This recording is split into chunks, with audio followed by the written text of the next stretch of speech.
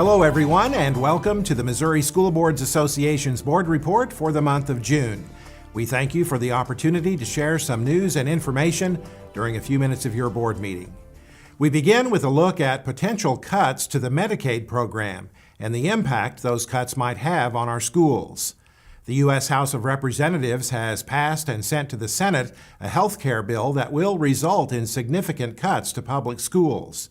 The bill would change the way public schools receive Medicaid funds necessary to provide services to students with disabilities. Public schools throughout the nation receive about $4 billion a year in Medicaid funding. Schools in Missouri receive about $20 million a year from what's called School District Administrative Claiming under Medicaid. MSBA Associate Executive Director for Student Services, Dr. Kim Ratcliffe, says cutting Medicaid funds would undermine the ability of public schools to meet the educational needs of students with disabilities. She says most people, including lawmakers, don't realize the extent of medical services being provided to students at school. We provide one-on-one nurses, personal care attendants, we catheterize, we tube feed, we suction. We have children who've come on total life support to school.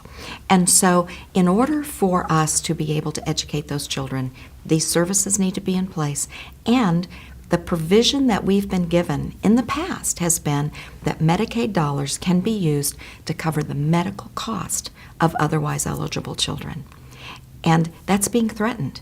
If we lose that money, every public school within this state is going to feel the impact.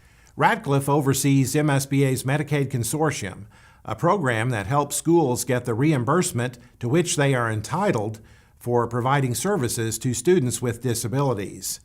President Trump's proposed federal budget also calls for major cuts to Medicaid that would have an impact on local school district budgets. MSBA is sponsoring a visit to Washington, D.C. soon. It's an opportunity for board members to meet with members of our congressional delegation to discuss federal education issues that are important to public schools, including the Medicaid issue. That trip is scheduled for June 27th through 29th. Check the MSBA website for details if you're interested in making that trip to Washington, D.C. The 2017 regular session of the Missouri General Assembly has adjourned. The session was notable for issues that did not pass as much as for bills that did pass. Among those bills that did not pass was Senate Bill 313, the tax credit voucher bill that contained numerous other provisions, including accreditation by school building rather than by school district. MSBA strongly opposed the bill, since it would have provided taxpayer money to private schools that are not accountable to the public. MSBA Associate Executive Director for Advocacy, Mike Reed, says board members who contacted their legislators on the issue made a difference. Membership getting in and saying that this is not good for our local districts. It was not good for the kids in the state of Missouri. This is again, it's a voucher bill without any overlooking and overseeing exactly to make sure that the money is spent wisely. But that being said, we will see those bills again, perhaps shortly. Another bill opposed by MSBA that did not pass would have expanded charter schools in the state.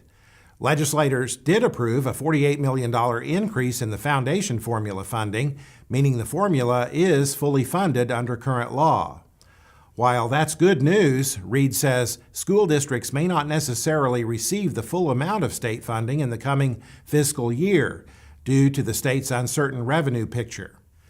Registration for the 2017 MSBA Annual Conference in cooperation with the Missouri Association of School Administrators opens this month. This year's event is scheduled for October 5th through the 8th at the Lake of the Ozarks.